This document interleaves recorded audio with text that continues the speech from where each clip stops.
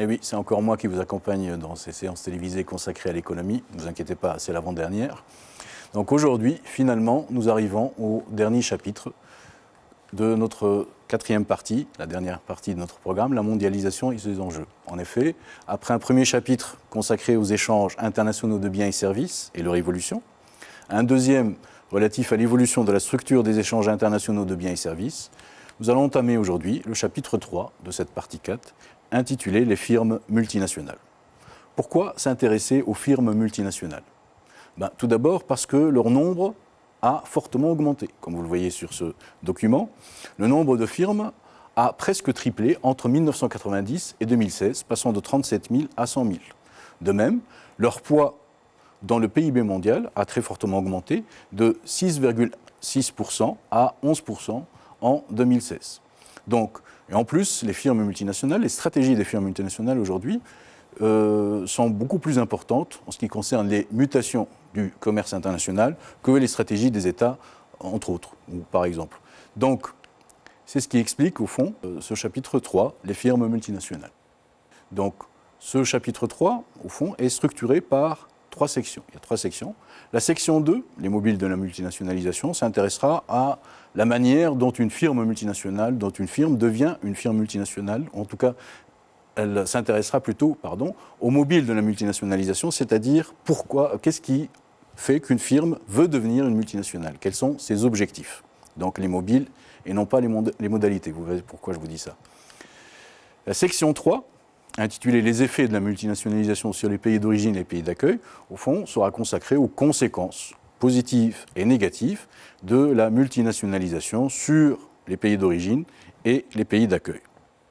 En ce qui concerne la section 1, la nôtre, intitulée « La notion de firme multinationale », il s'agit d'abord de définir la firme multinationale, de voir quelles sont les différentes modalités, c'est-à-dire comment une firme devient une firme multinationale, quelles sont les différentes formes de filiales qui existent, et enfin, on va s'intéresser au développement des échanges intra-firmes.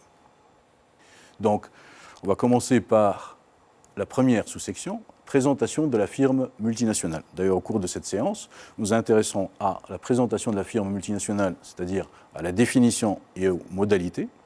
Puis, nous commencerons la deuxième sous-section, mais on se limitera aux filiales commerciales. Donc, premièrement, définition de la firme multinationale. On va s'appuyer sur l'activité 1, page 264 de votre manuel, intitulé « Firme uninationale et firme multinationale ».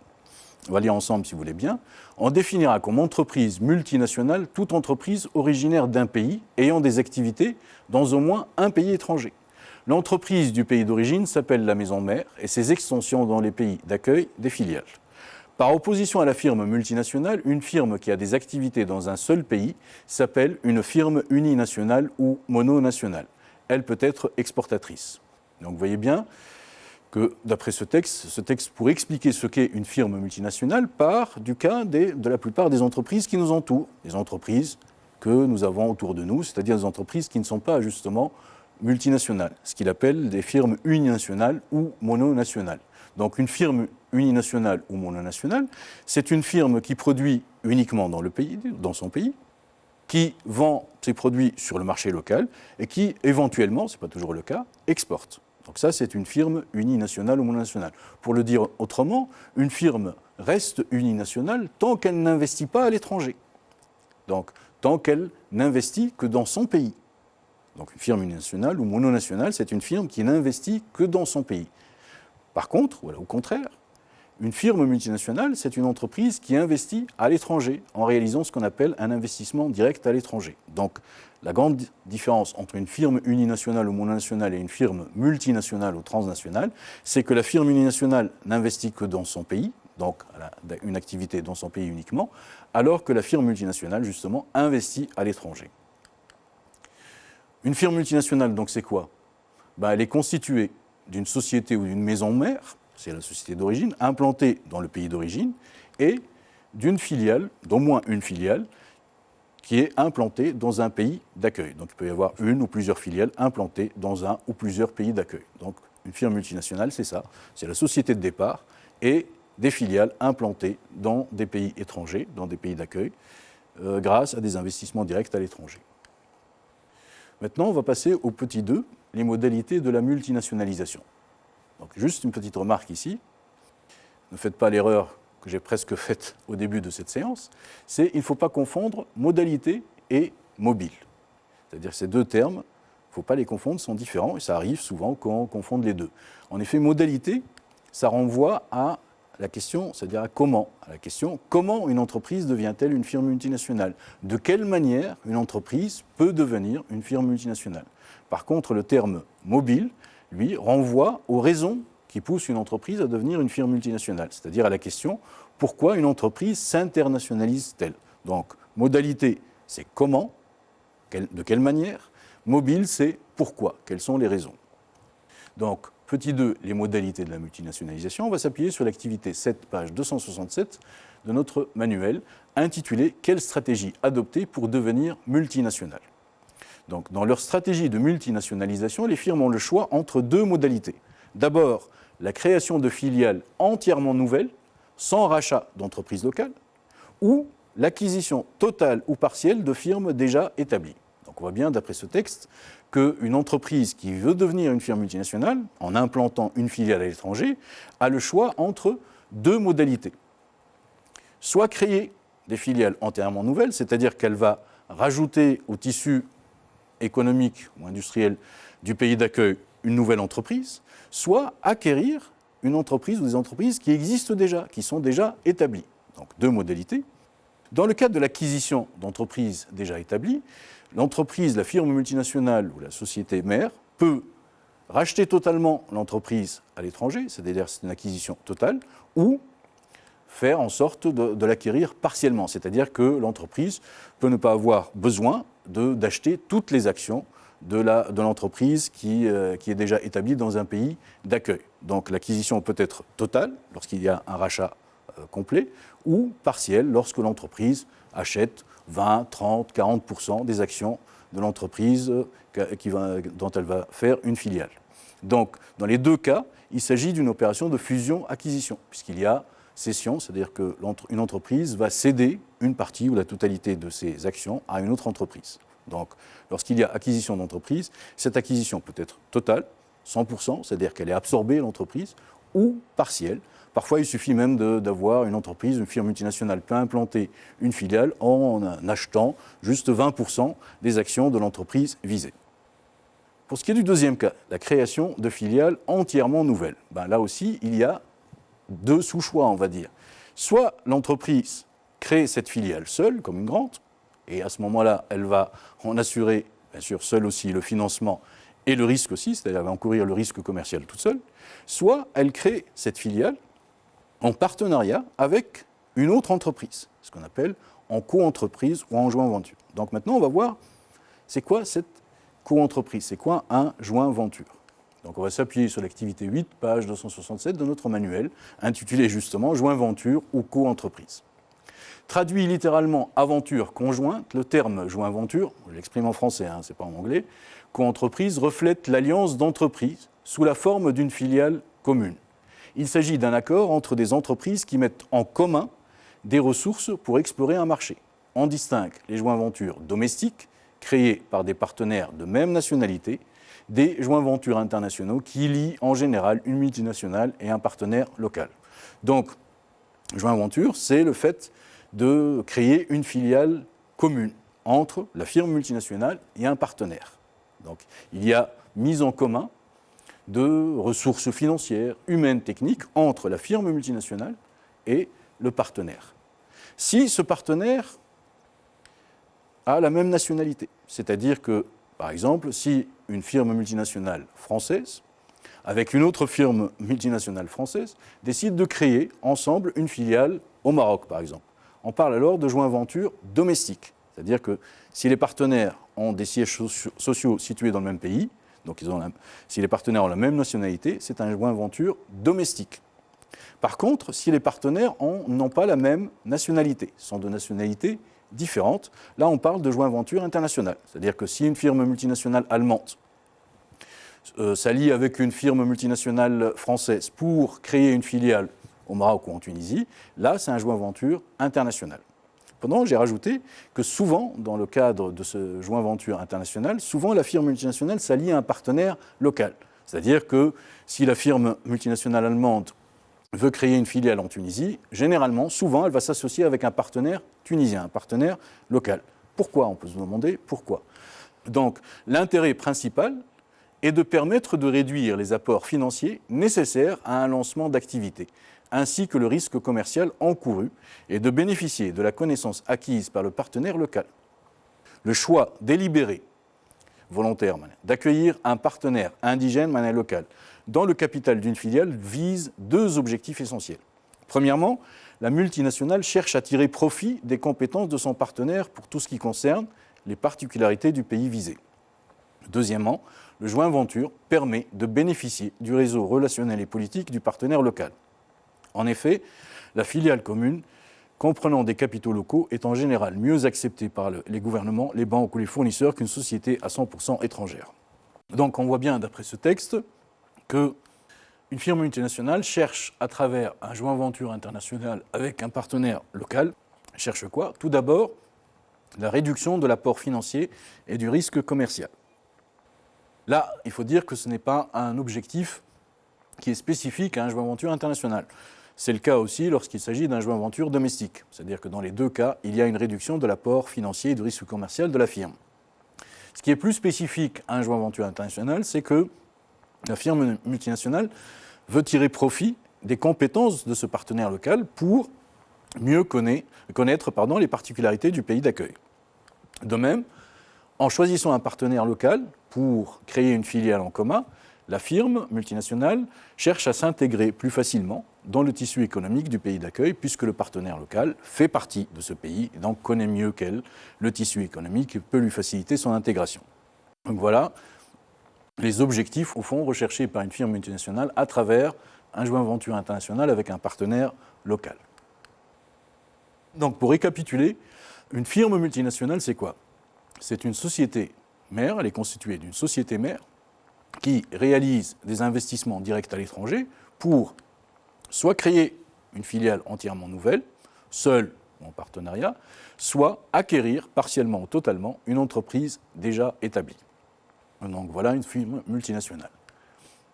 Maintenant, la deuxième sous-section, c'est les différentes formes de filiales. En effet, les firmes multinationales ont des stratégies différentes, c'est-à-dire que les firmes multinationales peuvent poursuivre certains objectifs spécifiques qui demandent l'implantation d'une forme particulière de filiale. On n'a pas une seule forme de filiale ou un seul type de filiale. En tout, il y en a 3, qui sont, au fond, chacune d'elles est liée à certains objectifs poursuivis par la firme multinationale. Donc, parmi les formes de filiales, on a les filiales relais, ce sera la deuxième forme de filiale, les filiales ateliers et les filiales commerciales. Donc aujourd'hui, au cours de cette séance, on va se contenter des filiales commerciales, c'est-à-dire qu'on va voir de quoi il s'agit, c'est quoi une filiale commerciale, et puis surtout, on va voir pourquoi une firme multinationale implante ce type de filiale. Donc, premièrement, les filiales commerciales, on va s'appuyer sur l'activité 1, page 274 de notre manuel, intitulé « S'approvisionner à l'étranger ». Les premières multinationales dominantes jusqu'au début du XXe siècle avaient une stratégie d'approvisionnement. Les implantations étaient réalisées à l'étranger pour approvisionner la société mère à partir de l'exploitation de plantations, d'activités extractives et de comptoirs de commerce délocalisés près des ressources naturelles des pays en développement, colonies en ce moment-là, c'est encore des colonies. Cette stratégie des multinationales primaire parce que ces multinationales s'approvisionnent en produits primaires. Énergie, biens agricoles, etc. Donc cette stratégie des multinationales primaires est encore répandue dans les secteurs miniers, énergétiques et métallurgiques qui dépendent d'intrants en matières premières. Donc on voit bien, d'après ce texte, que les premières firmes multinationales, les firmes multinationales primaires, ont implanté des filiales commerciales dans une stratégie, dans une optique d'approvisionnement. Il s'agissait pour ces firmes multinationales d'exploiter les ressources du sous-sol, telles que les matières premières, l'énergie, les métaux rares, etc., mais aussi les ressources du sol, telles que les produits alimentaires, les biens agricoles, les matières premières pour l'industrie du textile, le coton par exemple. C'est ce type de filiale, ce type de stratégie d'approvisionnement liée à l'implantation de filiales commerciales est encore essentiel aujourd'hui dans les secteurs de l'énergie et de l'agriculture, entre autres. Ça n'a pas disparu. C'est toujours très important pour un certain nombre de firmes multinationales, et pas les moindres, d'implanter des filiales commerciales afin d'approvisionner la société mère ou d'autres filiales en matières premières, en produits agricoles, etc. Pourquoi, au fond, ces firmes, on peut se poser la question, pourquoi ces firmes ne se sont pas contentées, au fond, d'importer les matières premières, etc., dont elles ont besoin? Si on lit ensemble les deux dernières lignes, vous aurez la réponse. Ces firmes tendent à s'intégrer verticalement en amont à l'étranger, y compris en absorbant leurs fournisseurs étrangers. Donc, l'idée, c'est que ces firmes multinationales ne se contentent pas d'importer les matières premières, l'énergie dont elles ont besoin, mais elles implantent des filiales commerciales parce qu'elles veulent s'intégrer verticalement en amont. S'intégrer verticalement en amont, ces termes devraient ramener certains souvenirs. Au cours de la deuxième partie de notre programme, celle qui est relative à les mutations des structures économiques qui accompagnent la croissance économique, qui accompagnent l'augmentation de la production, il y a une section qui est consacrée à la concentration des entreprises. Donc, l'intégration verticale, c'est une concentration verticale. C'est une des trois formes de la concentration, c'est-à-dire du regroupement d'entreprises. Donc, l'idée, d'après ce texte, c'est que les firmes qui implantent des filiales commerciales, au fond, s'intègrent verticalement. Par exemple, si une firme acquiert complètement ou achète totalement son fournisseur, c'est une intégration verticale. Donc, les mobiles de l'implantation des filiales commerciales, dans ce cas, se confondent avec les mobiles de la concentration verticale en amont, c'est-à-dire en remontant la filière. Donc les principaux objectifs de l'implantation de cette forme de filiale sont les principaux objectifs de la concentration verticale en amont, c'est-à-dire baisser le coût unitaire de production, par exemple en éliminant la marge du fournisseur, afin d'obtenir une meilleure compétitivité prix, ou alors assurer la régularité et la bonne qualité des approvisionnements. La firme multinationale cherche à avoir cette régularité et cette bonne qualité afin d'améliorer sa compétitivité structurelle ou hors prix.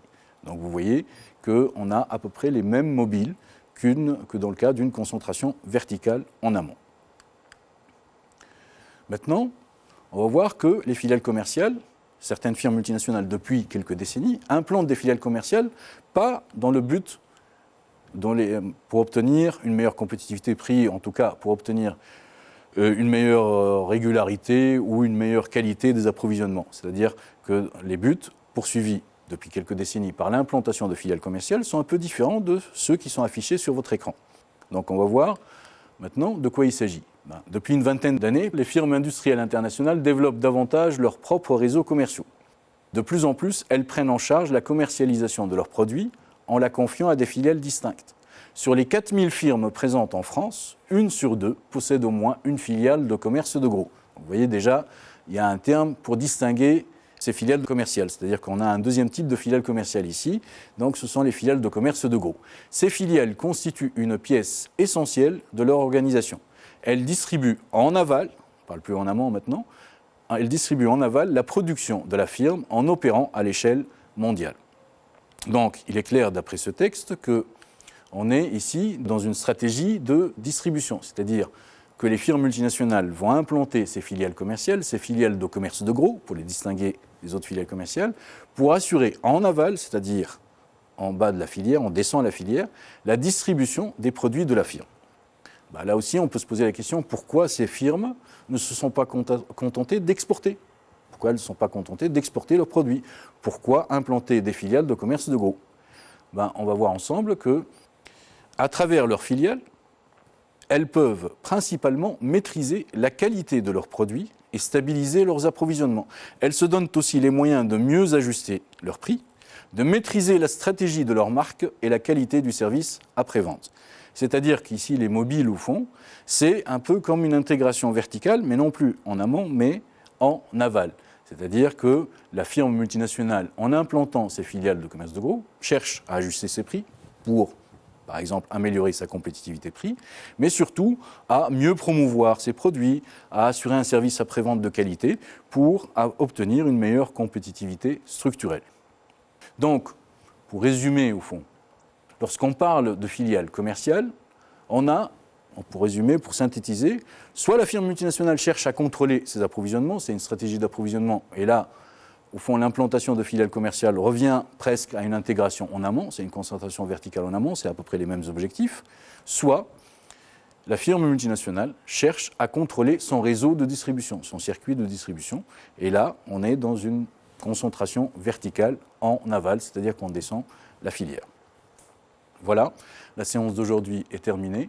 Merci pour votre attention et à la prochaine. Au revoir.